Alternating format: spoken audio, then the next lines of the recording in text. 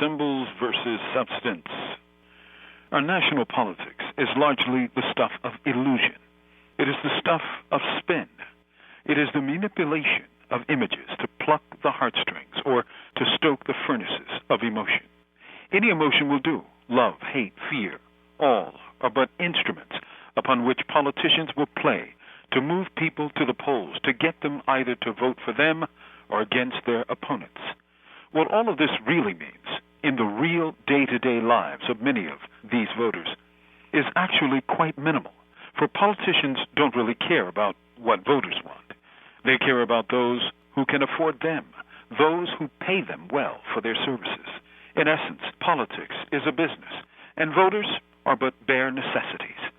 We see this in the vast, obscene amounts of money raised for virtually all political offices.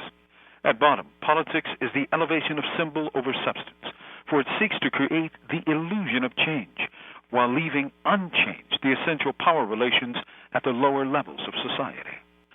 Politics is great for changing forms, but it stumbles at changing essentials. We've seen that in South Africa, where the faces of those in political power have changed dramatically in its darkest sense from palest white to darkest black.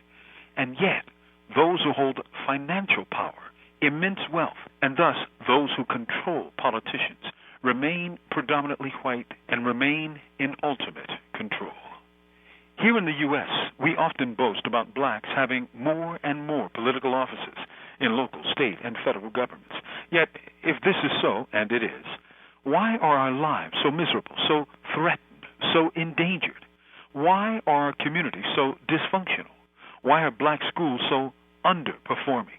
Why are black and Latino homeowners the bulk of folks losing their homes to foreclosures?